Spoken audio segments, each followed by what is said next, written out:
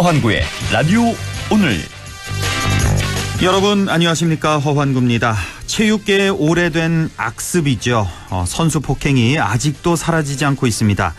트라이애슬론, 이 철인 3종 경기 유망주였던 최숙현 선수가 소속팀 감독과 팀 닥터, 선배들의 상습 폭행과 가혹 행위를 견디다 못해 지난달 26일 스스로 생을 마감했습니다. 더욱 안타까운 것은 가혹 행위를 당하고 견디다 못해 경찰에도 고소를 했고 또 인권위, 경주시청, 철인 3종 협회 등등의 피해 사실을 알리면서 고독한 싸움을 펼쳐왔다는 사실입니다. 그런데도 주변으로부터 아무런 도움도 받지 못했고 결국 세상과 작별하고 말았습니다. 고 최숙현 선수의 죽음이 체육계는 물론 우리 사회의 경종을 울리고 있는 가운데 한국 최대 남자 핸드볼 팀에서도 폭력과 가혹 행위가 이어져 온 사실이 드러났습니다. 좀처럼 사라지지 않는 체육계의 폭행 관행, 이제는 정말 제대로 끊어내야겠습니다. 7월 3일 금요일 라디오 오늘, 광고 듣고 시작합니다. 센 척하더니 별 수 없구나. 치질 앞에서 센 척 말고 좋아 디오스민. 치질은 보이는 증상보다 보이지 않는 원인을 치료해야 하니까 치질의 원인인 혈관벽 강화부터 협착 완화까지 먹는 치질약 좋아 디오스민. 좋았어. 좋아제약. 아버지도 뉴케어, 어머니도 뉴케어, 부모님은 끼니가 힘이니까 뉴케어. 의사의 지시로 사용하는 뉴케어. 이제 자녀분이 생기세요. 사춘기 한끼 뉴케어. 특수 의료용도 등 식품 뉴케어 구수한 맛. 대상 라이프 사이언스. 건강한 나의 내일, 행복한 나의 내일, 빛나는 나의 내일, 나의 내일, 건강한 매일. 건강한 내일을 여는 글로벌 헬스케어 기업 휴원스. 송파생활권이 어디지? 잠실, 문정, 위례? 또 있잖아. 아, 가밀역 추진 중인 가밀지구. 가밀지구 첫 지식산업센터는 현대 테라타워 가밀이지. 송파생활권 가밀지구 첫 번째 지식산업센터 현대 테라타워 가밀. 1877-0066 현대 엔지니어링 지식산업센터 상업시설 홍보관 그랜드 오픈. Come here. 맑은 공기가 집 안으로 들어오니까 청정. 나쁜 공기를 집 밖으로 내보내니까 환기. 공기청정과 환기를 동시에 하니까 청정환기. 이제 창문 닫고 환기하세요. 청정환기 시스템을 나비앤하우스에서 만나보세요. 경동 나비엔. 하고 싶은 거 멈추지 마. 좋아하는 거 멈추지 마. 관절 내 인생을 멈추지 마. 유머스타. 관절에 강력히 흡수되어 염증 스타. 인생은 논스타. 관절엔 유머스타. 부착해요. 삼형 바이오팜. 네, 라디오 오늘 금요일 순서 시작합니다. 1부 한 주간의 시사 이슈 진단해보는 시간 최진봉의 시사 포커스 준비하고 있고요. 2부 어려운 경제 이슈를 알기 쉽게 풀어보는 시간이죠. 경제 요 정도는 알아야 한다. 박연미의 경제요정 준비되어 있습니다. 이어서 라디오 드라마 낙동강 전선도 계속됩니다. 라디오 오늘과 낙동강 전선은 유튜브로도 다시 들으실 수 있습니다. 많은 애청 바랍니다.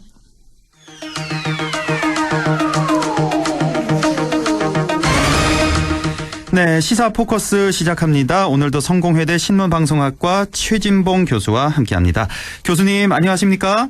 예, 안녕하십니까? 예, 트라이애슬론이라고 하죠. 철인 3종 경기 선수. 예. 고 최숙현 선수 폭행 사건이 있었고, 자, 극단적인 선택까지 하게 됐는데, 예. 이렇게 해서 체육계 폭행 사건이 다시 한번 사회적인 문제로 떠오르고 있습니다.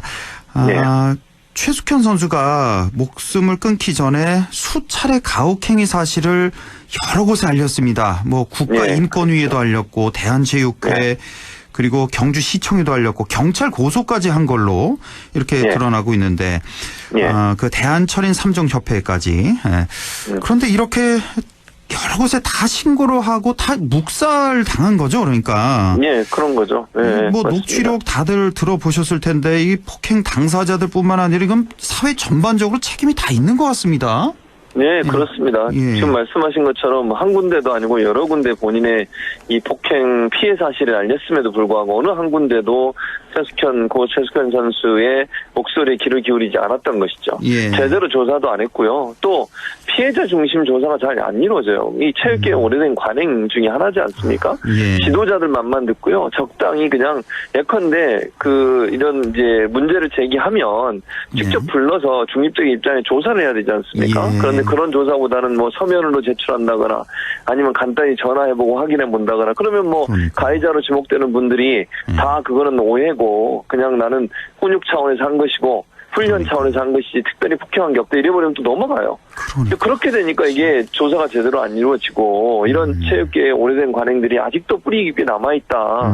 근데 문제는 이 문제를 좀 민감하게 보고 이런 문제가 발생했을 때 적극적으로 개입을 해서 문제를 해결하려는 의지를 보이기보다는 예. 시시하고 덮고 넘어가려는 체육계 오래된 관행 이런 부분들이 결국은 지금의 사태를 또 불러온 게 아닌가 그렇게 예상이 됩니다. 이 얼마나 이 당사자가 견디기 힘들고 억울하면 예. 이렇게 극단적인 선택을 그 어린 나이에 그렇죠. 했겠는가. 네. 그 녹취록 예. 보면은 저는 계속 지금 기억에 남는 게 이빨 꽉 깨물어라는 그 말 있잖아요. 맞습니다. 그 예, 감독과 그랬었죠. 팀 닥터라는 사람은 뭡니까 도대체? 뭐 감독의 뭐 고향 선배라고 하는데 선배, 예, 감독 맞습니다. 위에 있더라고요 보니까. 네, 그렇습니다. 그러니까 뭐 이 사람 이빨 꽉 깨물어 해놓고 퍽퍽 이제 때리는 소리가 나고 말이죠. 예, 복숭아 맞습니다. 하나 먹었다고 밤새도록 빵 20만 원어치를 그냥 먹고 토하고 네, 맞습니다. 뭐 갈비뼈가 부러지도록 폭행을 하고 말이죠. 때리고, 예. 아우, 그러니까 이게 참, 예. 저는 아주 경주시도 책임을 면치 못한다고 저는 봐요. 관리 그렇죠. 감독은 어쨌든 경주시가 해야 되는 거잖아요. 예예. 근데 조사를 해보고 얘기를 들어보면 경주시는 팀 닥터가 있는 것조차도 제대로 파악이 안 되고 있어요. 예. 팀 닥터라는 사람은 경주시가 고용한 것도 아니고 예. 감독이 아름아름 데려왔다는 것도 지금 전해지고 있잖아요. 그러니까요. 자기 선배를 데려왔는데 닥터라는 사람이 물리치료사 자격증밖에 없어요. 예. 아니 물리치료 하시는 분이 물론 뭐 할 수도 있겠지만 팀 닥터를 하기는 그렇잖아요. 그 분야의 물리치료를 받는 분야에 도움을 줄 수는 있지만 또 최근에 불거진 의혹 중에 하나가 이 팀 닥터라는 사람이 그 금품을 강요했다는 의혹까지 나오고 있습니다. 그렇습니다. 예. 이것도 수사가 돼야 되지만 예. 이 선수들한테 80에서 100만 원 정도의 돈을 매달 내라고 그리고 그러면서 또 명목이 더 웃겨요. 물리치료사 자격증만 있는 분이 심리치료하고 뭐 훈련에서 강한 어떤 정신력을 키우는 훈련을 시켜주고 뭐 치료를 해준다 이런 명목으로 돈을 받아갔다는 거 아닙니까? 네. 아니 이게 무슨 말이 되는 소리인지 모르겠고 팀 닥터라고 하면 아픈 사람 치료해주고 심리치료 본인이 말로 심리치료 한다 그랬으니까요. 예. 그러면 어려운 사람 심리 상담해주고 이래야 되는데 본인이 폭행을 저지르고 있는 이게 정말 제대로 된 팀이었는지 도저히 좀 이해가 안 되고 경주시도 이걸 제대로 관리 감독 안 하고 감독한테 맡겨놓고 그냥 또 경주시에도 사실은 진정을 냈잖아요. 최숙현 예. 선수가. 예. 그런데도 제대로 이게 해결이 안 됐다고 하는 것은 얼마나 안이하게 대처를 했는지 이 어린 선수 한 명의 목숨을 너무 아깝게 버릴 수밖에 없는 상황을 우리 사회 또 특히 경주시나 관계된 모든 사람들이 다 책임을 져야 된다. 그렇습니다. 이렇게 볼 수 있는 사건이라고 이게 생각을 지금, 합니다. 예, 이 운동선수 중에 고 최육현 선수뿐이 아니라고 저는 확신을 합니다. 아, 그럼요. 제2, 제3 수없이 많은 지금 선수들이 이런 비슷한 상황, 폭행에 네. 시달리는 선수들이 많이 있을 가능성이 충분히 있습니다. 그럼요. 예, 뿌리를 뽑아야 되겠고 이 팀 예. 닥터라는 사람 보니까 의사도 아니고 그냥 예. 물리치료사라고 하는데 자격증만 물리치료사는 이렇게 운동선수들에게는 꼭 필요합니다. 뭐 워낙에 예. 이제 근육을 많이 쓰니까 근육도 이제 마사지 해주고 풀어주고 이런 예. 걸 해야 되는데 돈도 갈취하고 말이죠. 이런 예. 폭행을 아주 일삼고. 반복적으로 예. 이렇게 예. 계속하고 그렇죠. 예. 정말 너무너무 화가 나서 이 네. 뉴스를 보고 지금 아마 모든 국민들 그렇게 느끼셨을 것 같습니다. 그래서 지금 맞습니다. 국회에서도 고 최숙현 선수 사망과 관련해서 이제 국회 차원에서 진상조사와 청문회를 추진한다고 하는데 이럴 때 정말 국회의원들 세비값 해야 됩니다. 그럼요. 진상규명 네. 철저히 하고 관련 예. 입법 확실히 세워놓고 그래서 재발 예. 방지 해야 되지 않겠습니까? 그래야 그렇습니다. 근본적인 해법이 나올 수 있지 않겠어요? 그렇습니다. 저는 당연히 그래야 한다고 보고요. 막 그 지난번에 심석희 선수 사건 때도 제대로 예. 처리가 안 됐잖아요. 그거 예. 아니 그때 제대로 했으면 또 이런 문제가 발생 안 할 수도 있었을 텐데 아주 좀 장기적인 관점에서 이런 그 모든 경기 그건 그때 당시 쇼트랙만 조사할 게 아니라 사실은 예. 모든 종목에 대해 조사를 했었어야 돼요. 이런 문제가 있는지 없는지를. 예. 근데 그렇게 안 하고 뭐 문제 터지면 그 문제 터진 부분만 조사를 하고 끝내버리고 이러니까 문제가 되니 이번에 국회에서 정말 법을 제대로 만들어서 이런 선수들에게 폭행을 가하거나 성폭행을 하거나 이랬을 경우에는 정말 다시는 그 감독의 자리에나 아니면 코치의 자리나 지도자를 할 수 없도록 만들어버려야 돼요. 그런 사람들이 지도자를 계속하고 또 몇 년 지나면 다시 돌아오고 이런 일이 반복되다 보니까 이런 일들이 계속되지 않겠습니까? 문제가 그렇습니다. 발생해도 얼마 있으면 또 조용해지면 또 다시 자기가 감독이나 코치를 할 수 있겠다는 그런 생각이 있으니까 이런 일을 하게 되지 않겠어요? 그렇습니다. 그래서 예. 이런 전력이 있거나 이런 일에 발견된 사람은 정말 영원히 체육계를 떠나도록 만드는 그런 제도적 장치를 반드시 마련해야 한다고 생각을 합니다. 반드시 이번 일을 계기로 해서 그렇게 해야 되고 우리 최진봉 교수님은 또 군 생활을 오래 하셔서 예, 또 그랬었죠. 단체 생활, 뭐 조직 생활 이런 걸 잘 아실 텐데 누구보다 사실 이런 조직 생활, 단체 생활 하다 보면 어느 정도의 얼차려가 필요할 때가 있어요. 특히 운동선수 같은 경우. 그럴 수도 있죠. 기강을 좀 세우고 해야 되니까. 근데 그 얼차려라는 게 그 받는 선수들이 어느 정도 받아들일 수 있는 정도의 얼차려야지 그렇죠. 이거는 지금 그냥 폭행입니다. 폭행. 그렇죠. 또 오해가 생길 수 있으니까 제가 이렇게 말씀을 드려보면 얼차례라고 하는 것을 예를 들면 이런 체육 선수들 같은 경우에 정신을 좀 가다듬고 좀 혹시나 실수하고 잘못한 부분이 있어서 그 부분에 대해서 새롭게 정신을 새롭게 할 생각이 있다고 하면 건강과 체력에 도움이 되는 행동을 하면 돼요. 예를 그렇습니다. 들면 푸시업을 하든지 아니면 운동하는 걸로 같이 할 수 있잖아요. 많이 선착순 뭐 이런 거. 그럼요. 달리기를 하든 뭐 그런 방식으로 폭행을 하고 폭력을 행사하고 가혹행위라고 이런 행동은요. 그건 절대로 용납될 수 없는 부분이라는 걸 꼭 명심해야 될 것이라고 생각을 합니다. 그러니까 우리나라 스포츠가 엘리트 육성 그 위주의 스포츠잖아요. 이건 정말 우리 7, 80년대 그때 스포츠 정책 아닙니까? 올림픽 가서 메달 따고 뭐 국민들 하나 되고. 그러니까 사람이 사람답게 사는 게 우선 아니겠습니까? 올림픽 메달 안 따면 맞습니다. 어때요? 네, 맞습니다. 우리도 이제 선진국 대열에 이제 들어서고 있으니까요.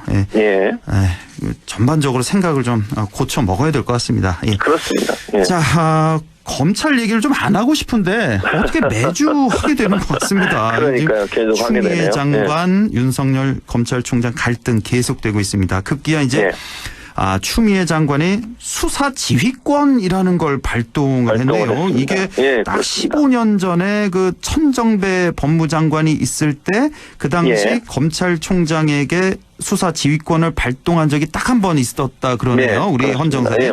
그 당시 이제 검찰총장은 이거를 이제 수락을 하고 바로 사퇴를 했다고 하는데.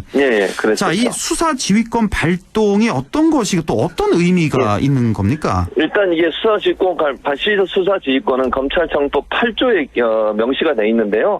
법무부 장관은 일반적 사무에서 검사를 지휘 감독할 수 있다고 돼 있고요. 특별 사건에 대해서는 검찰총장을 지휘 감독하도록 돼 있습니다. 그 명문화돼 있어요. 그러니까 법무장관이 검찰총장을 지휘 감독할 수 있다. 특별한 일에 대해선.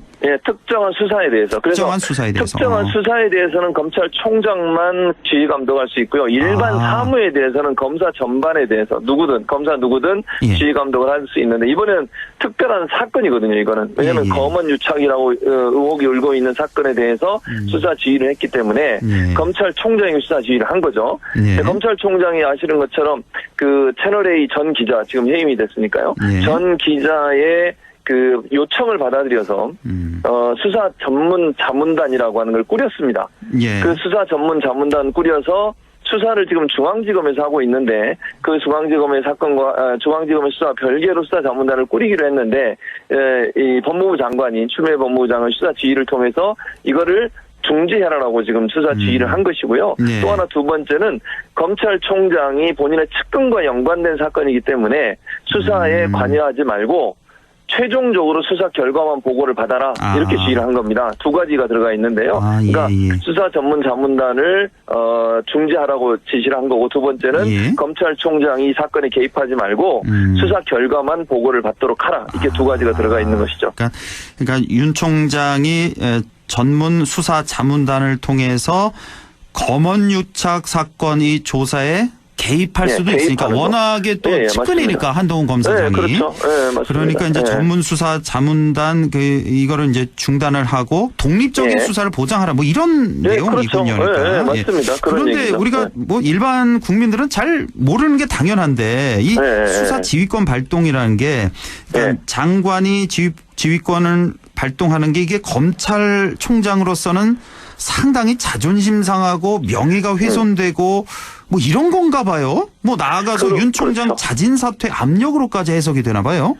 왜냐면 제가 아까 설명해 주셨지만 15년 전에 김종빈 당시 검찰총장도 예. 이걸 수용하고 나서 자리를 그러니까 옷을 벗었습니다. 예. 그 사례를 보면 이제 검찰 조직으로 보면 상당히 불명예스러운 거죠. 왜냐하면 법무부 장관이 나서서 검찰의 수사나 지휘에 대해서 문제를 제기한 거기 때문에 네. 물론 이제 이번 사안은 그때 상황과 약간 차이가 있긴 해요. 왜냐하면 그때는 수사를 담당했던 중앙지검과 대기검찰청이 같은 입장이었어요. 근데 지금은요, 중앙지검, 수사를 지금 중앙지검에서 하고 있거든요. 중앙지검의 예. 수사팀은 전문 수사단 없애달라고 하면 안 된다라고 계속 주장을 하고 있어요. 대검과 예. 수사를 담당하는 중앙지검 의견이 지금 상충되는 상황입니다. 그러니까 지금 쉽게 얘기하자면 검찰총장이 네. 가운데 있고 위에 예. 이제 추미애 장관과 밑에 서울중앙지검장이 이성윤 지검장. 예. 샌드위치식으로 이렇게 압박한다고나 할까요? 예. 뭐 그런 그렇게 볼 상황이죠. 수도 있죠. 예, 예. 그런 상황이죠. 그래서 이런 상황이다 보니까 이 검찰 입장에서는 이제 검찰총장이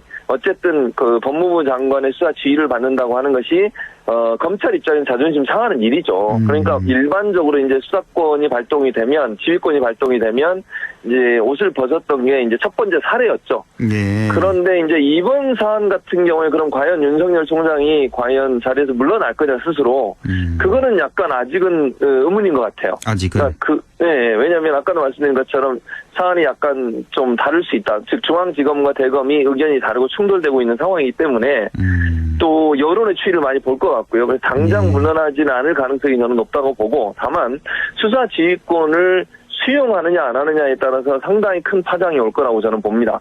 왜냐하면 아까 말씀드린 것처럼 검찰청법에 이미 명시가 된 그 조항에 따라서 법무부장이 수사 지휘를 내렸어요. 예. 만약 검찰총장이 이걸 받아들이지 않는다. 왜냐하면 검찰청법에 보면 또 예외 조항이 하나가 더 있습니다. 제가 말씀드린 그 1항이 그렇게 돼 있고요. 예. 거기에 예외 조항이 검찰이 그거를 거부할 수 있는 권한도 있어요. 아, 그렇습니까? 수사 지휘권에 대해서. 예. 그러니까 그거를 이제 수용하지 않을 수 있는 조항도 있거든요. 예외적으로.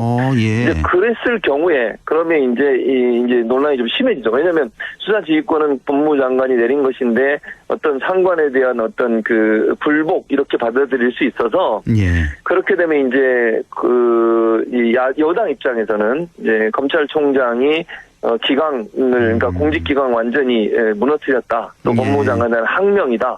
또는 임명권자 물론 임명권 대통령입니다만 예. 임명권자에 대한 항명으로 받아들일 수 있다라고 아마 그렇죠. 비판의 강도가 높아질 것이기 때문에 그러다 보면 이제 더 지금의 상황보다 더 안 좋은 상황으로 갈 가능성이 있다고 보여집니다. 이게 참 들을수록 그러니까 이게 검찰총장이 거부할 수 있는 권한까지 있는 거군요. 이 법무장관의 수용을 안 할 수도 있다는 거죠. 예, 맞습니다. 아, 그렇군요. 그러면 이제 참 그 갈등이 더 애매하네요. 격화되겠죠. 예. 예. 지금 사실 보면 지휘 체계상으로 보면 법무장관 아래 검찰총장이 있는 건 확실한 것 같은데 네, 그렇죠. 사실 검찰총장도 또 장관급 대우를 받는 거잖아요. 그 예우는 그렇게 받고 있죠. 예, 맞습니다. 이게 참 애매합니다. 이걸 좀 확실히 좀 할 필요가 있을 것도 같은데. 예. 근데 이제 저는 이렇게 봐요. 여론이 어떻게 흘러가는가 중요한데, 아까 이제 우리가 얘기 나눴듯이 이번 사안에 추미애 장관이 내린 수사 지휘권이 저는 개인적으로 그렇게 무리하다고 보지 않아요. 무슨 말이냐면, 윤석열 총장이 정말 떳떳하고 본인이 생각할 때 문제가 없다고 판단하면 본인이 개입을 안 해도 수사는 이루어질 것이고 공정하게 수사가 이루어져서 만약에 한동훈 검사장이 본인 주장처럼 아무런 문제가 없다고 하면 도리어 본인이 더 유리한 상황이 될 수 있거든요. 그렇죠. 그런데 이제 이렇게 자꾸 개입하는 듯한 모습을 보여주면 보여줄수록 저는 이게 상당히 논란이 될 수도 있어요. 검찰총장 입장에 차라리 물러서서 그냥 중앙지검을 제대로 수사하도록 하고 거기서 어떤 경우가 나와서 한동훈 검사장이 문제가 없다. 그러면 본인한테 힘이 더 실릴 거거든요. 그러니까 그게 상식적일 것 같아요. 그렇죠. 그래서 저는 이거를 거부하면 오해를 불러일으킬 수 있어요. 그러니까, 윤 총장이 예. 어떤 상태인지 모르지만 그렇습니다. 예. 도리어 측근을 감싸려고 하는 게 아니냐는 여론이 형성되면서 예. 지금보다 훨씬 더 안 좋은 상황으로 갈 수도 있다는 것도 좀 염두를 할 필요가 있다는 생각이 듭니다. 충분히 오해받을 수 있는 행동은 안 하는 게 좋잖아요. 그럼요. 예, 본인이 당연히 뭐 그렇죠. 떳떳하다면. 근데 참 예. 이상하게 이 검찰총장 임명되기 전까지 많은 국민들이 알고 있는 이 윤석열 검사는 글쎄 이런 모습은 아니었던 것 같아요. 그러니까 아주 네. 공사가 확실하고 예. 이렇게 자기 측근이 연루된 이런 사건 같은 경우는 선을 확실히 긋는 그런 이미지였는데 네, 맞습니다. 최근에 이렇게 보이는 건 좀 그렇지 않은 면도 보인다고 할 수가 있겠고 지금 여야도 아주 지금 난타전입니다. 지금 야당 쪽 주장을 보니까 추미애 장관을 해임 건의하겠다.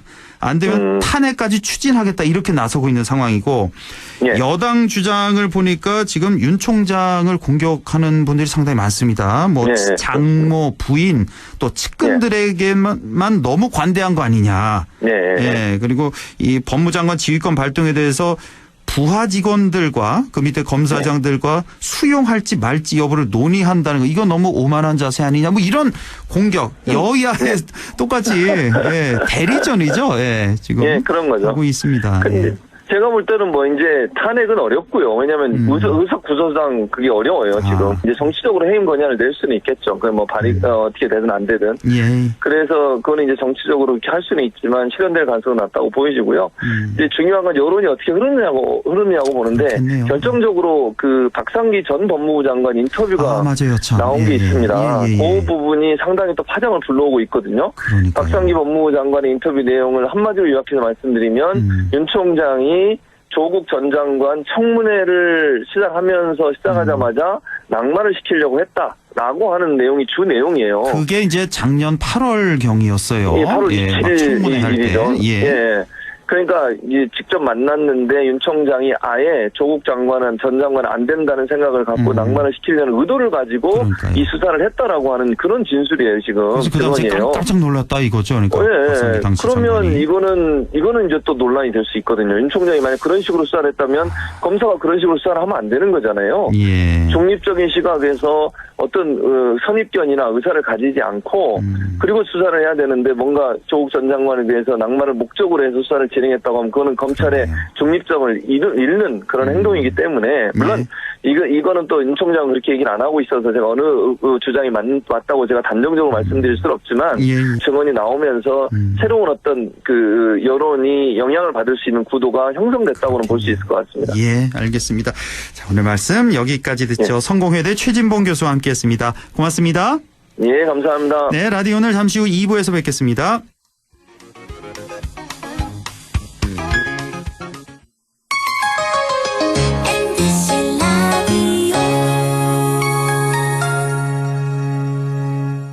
할인점보다 더 실속 있고 편의점보다 더 편리하게 살 수 있는 곳, 시장보다 더 정이 넘치고 백화점보다 더 품격 있는 곳, 이런 곳이 없을까요? 네, 우리 동네 우리 할인점 펀마트가 있습니다. 지난 25년간 항상 고객과 함께한 펀마트. 용상점, 자이점, 신용주점, 서천점에서 새롭게 고객님께 다가갑니다. 펀마트.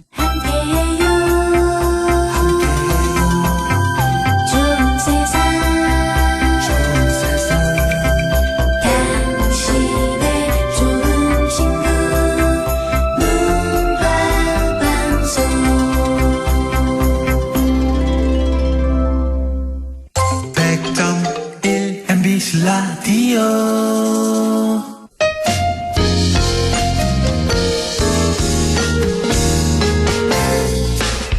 지금 여러분께서는 안동 MBC 시사정보 프로그램 허환구의 라디오 오늘을 듣고 계십니다.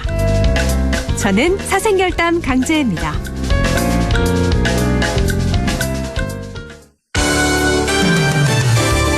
네, 6시 28분 58초 지나고 있습니다. 경제 요 정도는 알아야 한다. 박연미의 경제 요정. 박연미 경제 전문 기자 연결돼 있습니다. 박 기자님 안녕하십니까? 안녕하세요. 오늘 테슬라 얘기를 좀 해볼 텐데 안동에서 저는 아직 직접 보지 못했는데요. 테슬라 차를 서울에는 많이 다니나요?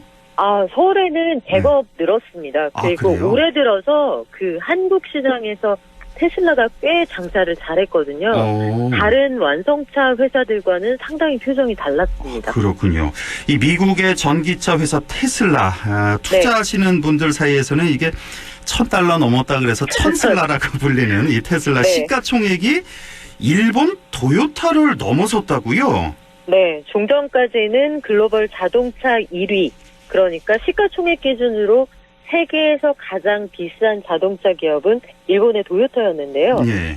현지 시간 1일 기준으로 테슬라가 도요타를 압도하기 시작했습니다.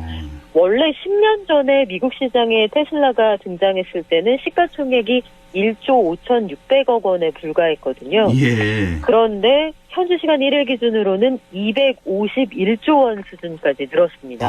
예, 대단합니다. 도요타가 242조 원을 약간 넘는 수준이니까요.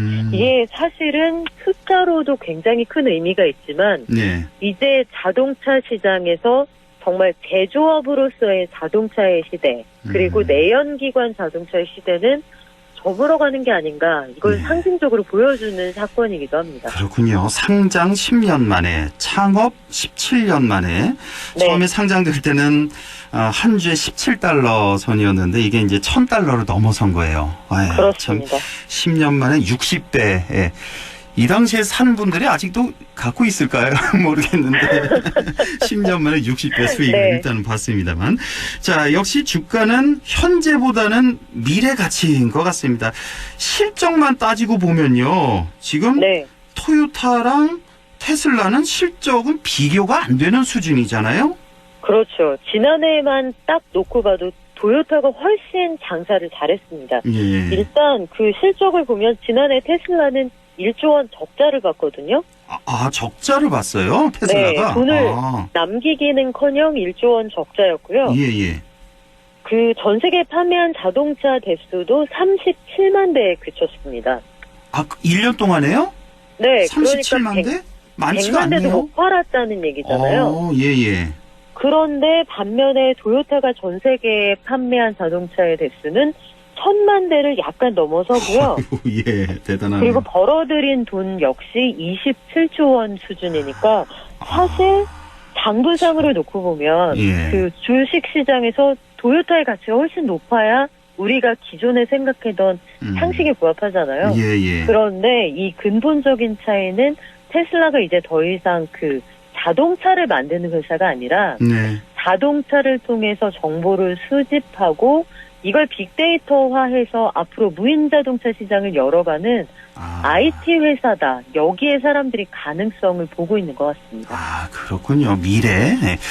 그 테슬라 그 대표가 일론 머스크인가요? 네. 예, 일론 머스크 얼마 전에 그 왜 저 비행기가 아니라 그 우주선인가요? 뭘 쏘지 않았나요? 네, 그 크루즈라고 했던 우리 스페이스X라고 우주선 회사도 하나 가지고 있었잖아요. 예. 그걸 통해서 우주 개발의 이른바 미국 시장에서 외주화가 시작이 된 거예요. 이게 공상과학만화 같은 얘기긴 합니다만 나사 같은 곳에서 이제 외주를 받아서 우주 정류장 등의 그 민간 우주선으로 뭐 필요한 물품을 날라준다든지 이런 궤도를 운항하는 그 이른바 그 셔틀쉽을 운영을 하기 시작을 한다고 합니다. 이게 굉장히 재밌는 건 그동안 우주 개발이나 우주를 탐사하는 영역은 감히 민간이 손댈 수 없는 당연하죠. 네, 굉장히 고도의 기술과 엄청난 자금력이 들어가는 것으로 우리가 흔히 알고 있잖아요. 그런데 일론 머스크의 경우에는 이 우주선을 과거에는 우리가 한번 쏘고 재활용하지 못했잖아요. 쐈던 우주선을 다시 돌아오게끔 이 궤도 운항을 할 수 있게 재활용하는 시스템을 만들고 우주복도 우리가 흔히 아는 그 손뭉치 같은 뚱뚱한 옷이 아니라 네, 3D 프린터로 그 출력을 한 우주복을 입혀서 굉장히 맵시간하게 테슬라와 스페이스X와 이 모든 것이 혁신의 아이콘이 되게끔 만들었거든요. 그래서 실제로는 우주선을 보내고 개발하는데 한 2조 원 정도를 썼다고 하는데 일단 미국 국가기관에서 이 우주개발 외주화를 통해 수주한 금액이 3조 원 정도 되니까 이미 사실은 남는 장사입니다. 그렇군요. 그렇군요. 예. 네. 자, 이 꿈을 먹고 사는 건 젊은이들뿐만 아니라 주식도 마찬가지인 것 같습니다. 네. 그런데 이게 언제든 바람이 쭉 빠질 수도 있다는 거 아마 다들 아실 네. 겁니다. 예. 자, 어느덧 일본의 수출 규제 1년이 그저께였습니다. 7월 1일 딱 1년이 네. 되는 날이었는데 자, 월요일에 최백은 교사 이 내용 자세히 좀 다뤄봤는데 우리나라의 완승, 일본의 완패 땡큐 아베 뭐 이렇게 정리를 했거든요. 우리 박연미 기자님도 동의하십니까? 뭐 일단 3대 그 소재와 관련해서는 일본이 생각했던 효과는 사실 거의 없었죠. 첫 그렇죠. 번째는 우리가 이 주요한 그 뭐 불화수소, 포토리지스트 이런 것들을 한국에 팔지 않음으로써 너희의 주력 수출 상품인 반도체 시장을 우리가 흔들겠다. 이게 일본의 전략이었잖아요. 예. 그런데 사실 우리 입장에서는 반도체 수요가 다행인지 불행인지 경기 상황에 따라서 좀 줄어들었기 때문에 일단 그게 많이 필요가 없었습니다. 아, 그런 점도 있었군요. 예. 재고가 떨어지기 전에 그걸 굉장히 많이 사올 수요가 없었고요. 또 한 가지는 국내에 이른바 소재 부품 장비, 소부장 산업이 그 굉장히 재빠르게 뛰어줌으로써 대표적으로 보면 불화수소 같은 것들은 고순도로 연내 만들기 어렵다 이런 그 전망이 좀 지배적이었거든요. 예. 그런데 그 5-9, 12-9 이런 방식의 그 국내산 제품들이 만들어졌어요. 여기서 5-9이라는 건 99.999%의 순도. 그 9가 5개 들어간 거. 네, 9가 5개, 12-9는 역시 9가 99.9999999 이렇게 나가는 그 정도의 고순도 소재를 우리가 만들어낼 수 있게 됐고요. 그 사이에 일자리도 늘었습니다. 미국의 듀폰 같은 회사들이 한국에 와서 일본이 안 파는 소재 그 공장을 지음으로써 현안 일대에는 한 400여 명이 새로운 일자리를 얻게 되는 그런 호재도 있었고요. 예. 적어도 그 세계에서는 우리가 타격을 받지 않았다 이렇게 평가를 내릴 수 있습니다. 그렇군요. 우리 지역 방송에요. 그 SK 머티리얼즈가 이 불화수소 양산에 이미 들어갔고요. 얼마 전에 이게 나왔습니다. 그리고 포토 레지스트도 양산에 이제 들어가겠다. 예, 조만간에 그런 뉴스가 나와 있고 아주 반가운 소식이 있습니다. 자, 그리고 우리 또 불매 운동 참 대단하지 않습니까? 우리 국민들 뭐 맥주부터 시작해서 자동차, 뭐 옷도 그렇고 여행 등등 하나의 불매 운동이 문화가 된 것 같은데 그런데 더 많이 팔리는 것도 있다면서요? 이게 어떤 거예요? 이게 분야별로 좀 다른데요. 맥주 같은 것들은 아주 상징적인 상품이 됐잖아요. 사실상 맥주는 한국 시장에서 안 팔린다고 보시면 됩니다. 거의 전년 대비의 판매량이 90% 이상 줄어들었는데 이건 대체재가 많아요. 뭐 독일 것도 있고 그렇죠. 유럽 맥주도 있고 해서 그런 맥주에서는 아주 그 드라마틱한 불매 효과가 나타난 반면에 일본만 만들고 있는 게임 이런 것들이 있거든요. 그 휴대용 게임기 이런 것들은 대체 가능한 상품이 사실은 없습니다. 해서 그런 쪽에 매니아들 있죠. 그 매니아들이 길게 줄을 늘어서서 이걸 사들이는 풍경이 연출이 되기도 했고요. 그 신발을 모아서 싸게 판매한다 이런 이미지를 가지고 있는 브랜드가 있는데 그런 곳들의 판매도 좀 늘어났습니다. 일부 의류의 경우에는 그 가맹점이 좀 늘어나기도 했는데요. 글쎄요, 우리가 이 불매를 통해 전달하고자 했던 메시지는 확실하게 전달이 된 것 같고요. 이걸 뭐 일본 제품을 아예 하나도 사지 말아야 된다. 이렇게까지 또 아주 냉정하게 가긴 쉽지 않거든요. 또 외교적인 문제도 있고요. 우리도 그쪽에 수출하는 것들이 있으니까요. 알겠습니다. 뭐 80년대까지만 해도 일본 하면 그 당시만 해도 세계 2위 국가 아니었습니까? 우리는 저 밑에 있었고, 근데 지금은 뭐 일본이 한 3위, 4위 이 정도 보면 되겠죠. 그리고 우리는 한 10위 정도 되니까 많이 좁혀졌습니다. 우리가 역전할 날이 곧 오겠죠, 박연미 기자님? 그렇죠. 대표적으로 생각해 보시면 제가 어릴 적에 이 도시락 싸서 학교 다닐 때만 해도 일본에 가면 밥솥 좀 사다 줘. 이런 맞아요. 부탁하신 분들 많았거든요. 맞습니다. 예. 기억하실 거예요. 뭐 코끼리 밥솥 이런 것들. 그런데 이제는 더 이상 일본 가서 올 때 뭐 사다 줘. 우리 그런 얘기 안 하거든요. 그렇습니다. 예. 한국산 밥솥이 세계 최고 수준의 품질이라는 거 다 알기 때문에 일본, 중국 관광객들 다 와서 사가고요. 일본에 가봐도 뭐 사올 게 없더라. 이게 요즘 우리의 반응이에요. 어느 정도로 좁혀졌는지 느낄 수 있는 부분입니다. 자, 부동산 대책 얘기를 좀 한마디만 좀 해보죠. 어제 문재인 대통령 김현미 장관 만났는데 뭐 이게 어제 김현미 장관 비상 보고라고 봐야 됩니까? 문책성 호출이라고 봐야 됩니까? 잘 모르겠는데 자, 6.17 대책 이후에요. 서울 집값도 오르고 뭐 전세값도 급등하는 그런 뉴스가 나와서요. 보통 이렇게 큰 대책 이후에는 한두 달이라도 좀 꺾이는 모양새 아니었습니까? 그동안에? 이거 지금 어떻게 된 겁니까? 집값이? 이게 지난번에 그 대책 직후에 한번 말씀드린 적이 있었는데 사람들이 많이 살고 싶어하는 동네에 매물이 줄어들고 신축이 줄어들 거다. 또 한 가지가 저금리 상황이라서 가뜩이나 전세를 월세나 반전세로 돌린다 말씀을 드렸잖아요. 그리고 또한 실거주 요건이 강화되면 살고 있던 세입자도 내보낼 수 있으니 전세 물량을 더 잠길 거다 이런 말씀 드렸습니다. 맞습니다. 이런 것들이 시장에 고스란히 반영이 되는 거고요. 문재인 대통령의 이제 발언 그리고 오늘 나온 더불어민주당 이해찬 대표의 발언 이런 것들을 보면 민심의 향배가 만만치가 않구나. 이런 것들이 정당 지지율이나 대통령 국정 수행 평가 지지율에 고스란히 반영이 되는구나. 여기에 대한 위기감이 좀 반영된 걸로 보이고요. 전체적으로 보면 공급을 늘리면서 실수요자들이 느끼고 있는 어떤 불안감을 잠재우는 쪽으로 우리가 정책을 펴겠다. 부동산 정책의 부족한 부분에 대해서는 반성하고 유감을 표한다. 이런 내용으로 이해할 수 있습니다. 지난해 12.16 대책 이후에 보유세 강화 법안이 이제 국회 통과를 하지 못했는데 요즘 같은 이런 상황이라면 지난해 그 법안에다가 좀 더 강화안을 좀 더 보충해야 되지 않을까 이런 생각도 좀 들고 공급 얘기를 하셨는데 사실 공급 바로 늘리기 위해서는 지금 임대사업자들 그 갖고 있는 다주택 이게 제일 문제인 것 같은데 이걸 좀 주택 시장에 좀 나오도록 다시 한번 어떤 방안을 강구하는 게 가장 빠른 그 공급 대책이 아닐까 하는 생각도 해봅니다. 자, 경제요정 오늘 여기까지 하겠습니다. 박연미 경제 전문 기자였습니다. 고맙습니다. 고맙습니다. 우리 날씨 알아보죠. 김도현 캐스터 1분 정도 전해주세요.